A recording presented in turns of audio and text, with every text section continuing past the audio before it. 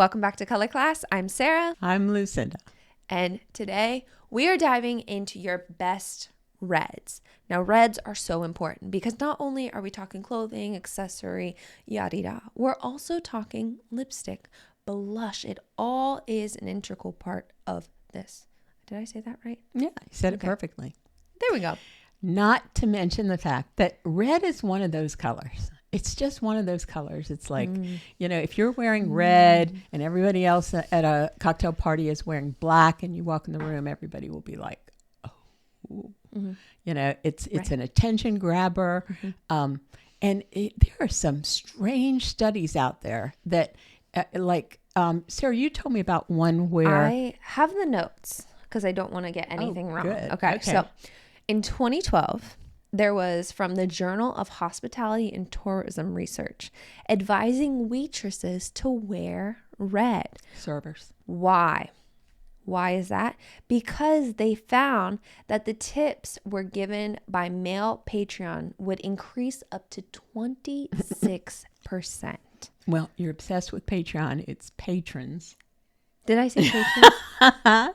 Did I really say Patreon? You really did. Join us on Patreon. Yeah. By the way, a way to work that in. Oh, are there any men out there trying to increase our Patreon tips by 26%? So, yeah.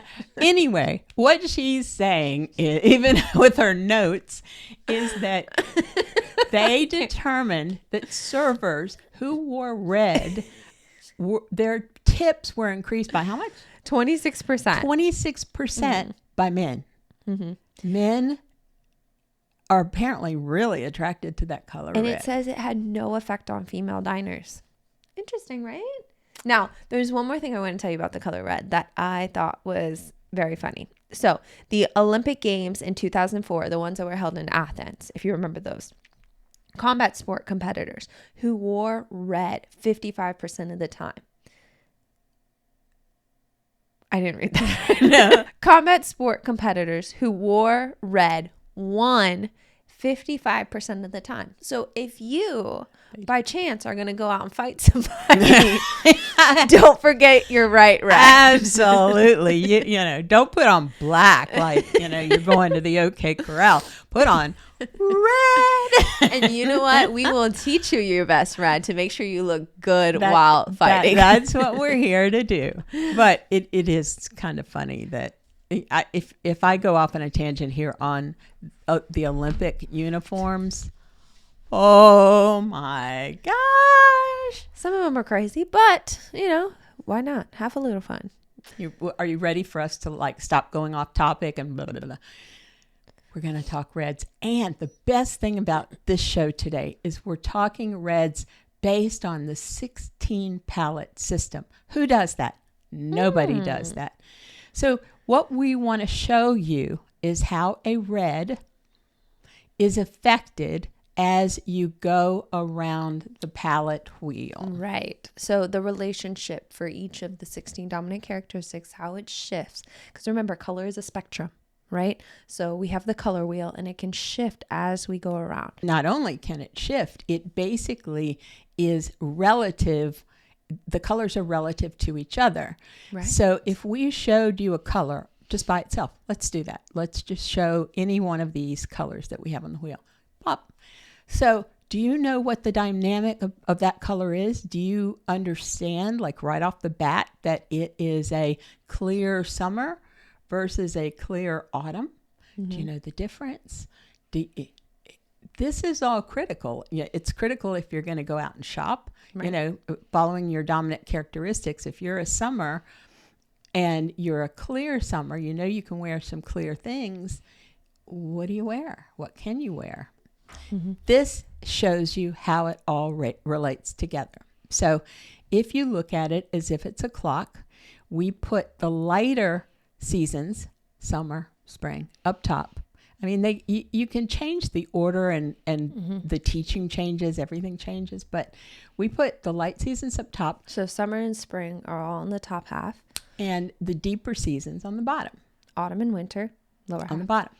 So basically what we tried to show you, each dominant characteristic, whether it's light or warm or clear or soft or deep, what any of those characteristics does to a red, how it modifies a red to be perfect for that particular dominant characteristic.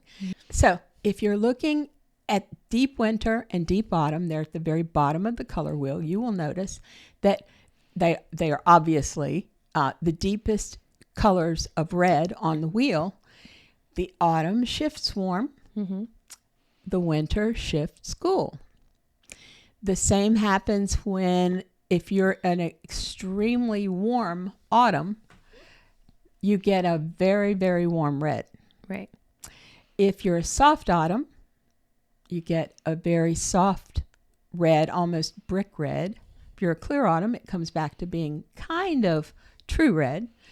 But still on the warmer side. Correct. Mm-hmm. Then if we're looking at the winter side, which mm-hmm. is directly opposite the autumn side, all of those look cool relative to the autumn shade. The soft winter looks cool, sort of cool and muted, and the soft autumn looks warm and muted. You can see those.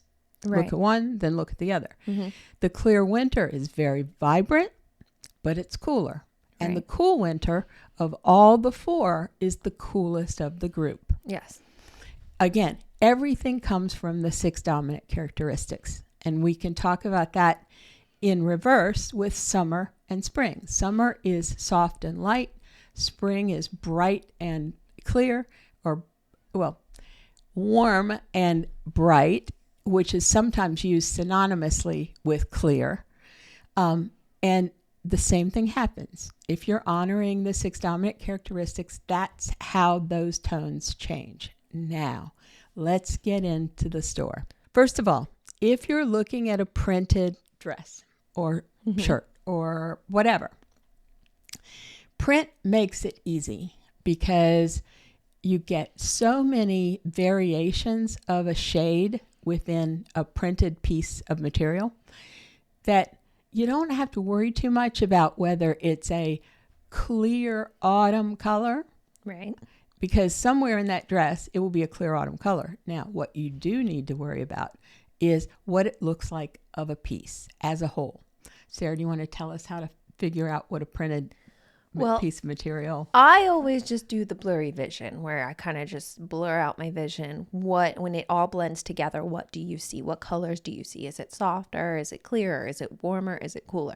You like to close one eye. So I do. However you do it, let us know down in the comments. Are you a blurry vision person or are you a close one eye and check it out? Here are solid sweaters. Obviously, they are set up in 4 seasons of red. So when you're out and about, you can look for, again, it's all the dominant characteristics. If you're a winter, you look for deep and cool red. If you're a summer, you look for light and cool red, kind of muted, soft. If you're an autumn, you look for kind of a muted, warm, toward brownish red. Mm-hmm. And if you're a spring, you look for a vibrant red, something that has like a base of mm-hmm. orange in it. Mm-hmm. Now, that's just the basic 4 seasons, because if I were to go out and buy this autumn sweater, it would not look good on me. Right. And so what you do, once you kind of, if you follow the 4 seasons, you're golden. Mm-hmm. But what if you can't really pick an autumn sweater and have it look fantastic on you? You look at your dominant characteristics. Mm-hmm. So let's redo these by dominant characteristics. So upper left-hand corner, predominantly cool and clear. Cool and clear. So with spring, you're looking for something that's warm and bright. For autumn, you're looking for something that's muted, warm and muted, mm-hmm. maybe on the deep side. And for summer, you're looking for something that's cooler and lighter, but very muted. Now, if you're a summer, you might be a soft summer like me, or you might be a soft autumn like Sarah. Sarah said, I couldn't wear that autumn, the one that we put up there is autumn, but she could wear the soft. Yes, I would look much better. Even though it's cooler, I would look much better in the soft summer if I pulled my hair back. And that is why we say when you're shopping, make sure you know your dominant characteristic. You can know your season, and that's fine. If you're happy knowing your season, that's great. But unless you know your dominant characteristic, you're going to run into a problem that we hear from viewers often, which is I get my perfect palette, I ordered it online, or, I got somebody to tell me what season I am. And now I can't find colors in retail environments that are in my quote unquote season. That's because you have to understand your dominant characteristics, and you have to shop your dominant characteristics, because that expands your world of color to a greater variety of things that are going to look flattering on you, rather than carrying in some little chip or something and walking through an entire mall for something that's in that little chip. And if you find it, maybe it's not in the style you like, or maybe it's not in the size that you want. It's very frustrating, and sometimes it makes people just throw their chips in the air. But if you embrace your dominant characteristic and shop by your dominant characteristic, you are going to have no problems whatsoever. Mm-hmm. So if you are interested in downloading the 16 palette reds, hop on over to Patreon. We'll have that available for you. We'll leave it for everyone. So even if you're a free member, you can grab it as well. And also, if you want to connect with us on any of our social media channels, down in the description below, if you would like a color analysis done by us, that's in the description down below. Patreon links at the end of the video and in the description. What else is down there? If you want our P.O. box, it's down there. Did we say subscribe, girl? Don't forget to subscribe, like, comment, share. We are having such an amazing time here. And I know this is kind of crazy, but this is like this. We haven't even hit a year yet that we've been doing this. And we are having such a fantastic, fun time creating content for you. So if you're enjoying it too, don't forget to subscribe, like, do everything, because that's what keeps us here. Yeah. To be completely honest. So thank you again. I'm Sarah. I'm Lucinda. This has been another color class, and we'll see you in our next video.